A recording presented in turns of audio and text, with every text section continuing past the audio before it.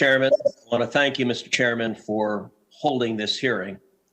The three witnesses we have before this committee today collectively pose, I believe, the single greatest threat to free speech in America and the greatest threat we have to free and fair elections. Yesterday, I spent a considerable amount of time speaking with both Mr. Zuckerberg and Mr. Pichai. I have concerns about the behavior of both of their companies. I would note that Facebook is at the minimum at least trying to make some efforts in the direction of defending free speech. I appreciate their doing so. Google, I agree with the concerns that Senator Klobuchar raised. I think Google has more power than any company on the face of the planet. And the antitrust concerns are real. The impact of Google is profound. And I expect we will have continued and ongoing discussions about Google's abuse of that power and its willingness to manipulate search outcomes to influence and change election results. But today, I want to focus my questioning on Mr. Dorsey and on Twitter. Because of the three players before us, I think Twitter's conduct has by far been the most egregious. Mr. Dorsey, does Twitter have the ability to influence elections? No. You don't believe Twitter has any ability to influence elections? No, we are one part of a broad spectrum of communication channels that people have.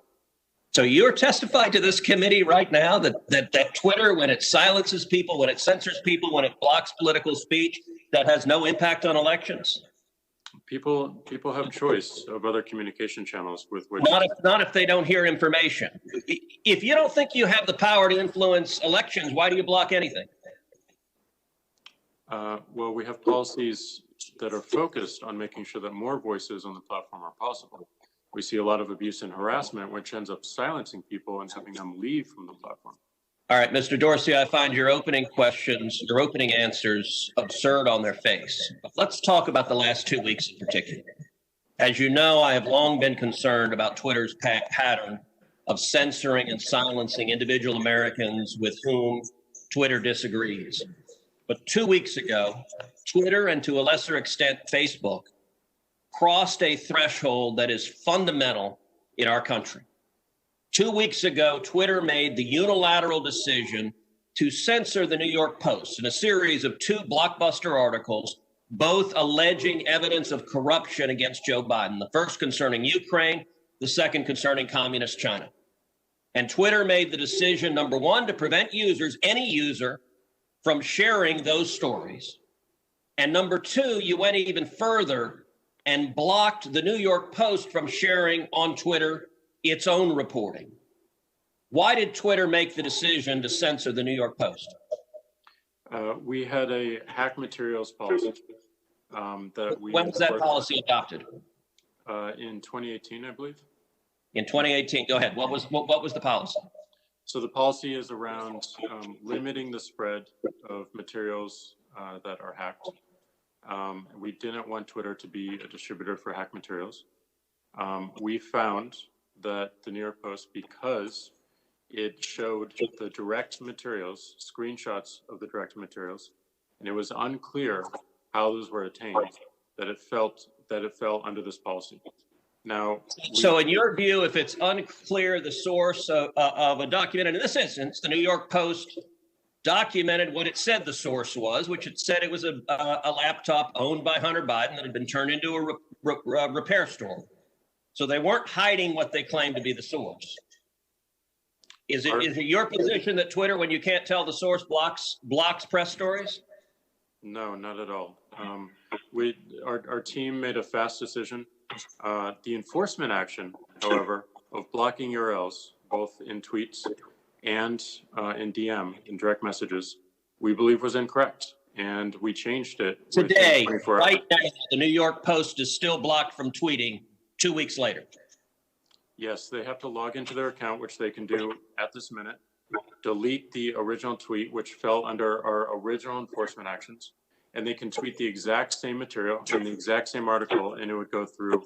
So, Mr. Dorsey, your ability is you have the power to force a media outlet. Let's be clear. The New York Post isn't just some random guy tweeting. The New York Post has the fourth highest circulation of any newspaper in America. The New York Post is over 200 years old. The New York Post was founded by Alexander Hamilton. And your position is that you can sit in Silicon Valley and demand of the media that you can tell them what stories they can publish and you can tell the American people what reporting they can hear. Is that right? No, this was a, every person, every account, every organization that signs up to Twitter agrees to a terms of service. Terms of service is so published. Media outlets must genuflect and obey your dictates if they wish to be able to communicate with readers. Is that right? No, not at all. We recognized an error in this policy, and specifically the enforcement. You're still blocking their posts. You're still blocking their posts. Right now, today, you're blocking their posts. We're not blocking the post. Anyone can tweet. Can the New York Post post on their Twitter account? If they go into their account. No is your answer to that. No, unless they genuflect and agree with your dictates. Let me ask you something. You claimed it was because of a hacked materials policy. I find that facially highly dubious and clearly employed in a deeply partial way. Did Twitter block the distribution of the New York Times' story a few weeks ago that purported to be based on copies of President Trump's tax returns? We didn't find that a violation of our terms of service in this policy in particular, because it was reporting about the material. It wasn't distributing the material. Okay, well, that's actually not true. They posted what they purported to be original source materials, and federal law, federal statute makes it a crime, a federal felony, to distribute someone's tax returns against their knowledge. So that material was based on something that was distributed in violation of federal law, and yet Twitter gleefully allowed people to circulate that. But when the article was critical of Joe Biden, Twitter engaged in rampant censorship and silencing. And again, we recognized errors in that policy. We changed it within 24 hours. This is. But you're still blocking the New York Post. You haven't changed it. We have changed it. They can log into their account, delete the original tweet. That was you forced a Politico reporter to take down his post about the New York Post as well. Is that correct? Within that 24-hour period, yes. But we, as the policy has changed, anyone can tweet. So Twitter takes the view you can censor the New York Post, you can censor Politico, presumably you can censor the New York Times or any other media outlet. Mr. Dorsey, who the hell elected you and put you in charge of what the media are allowed to report and what the American people are allowed to hear? And why do you persist in behaving as a Democratic super PAC, silencing views to the contrary of your political beliefs? Let's give Mr. Dorsey a few seconds to answer that, and then we'll have to conclude this segment. Well, we're not doing that, and this is why I opened this hearing with calls for more transparency. We realize we need to earn trust more. We realize that more accountability is needed to show our intentions and to show the outcomes.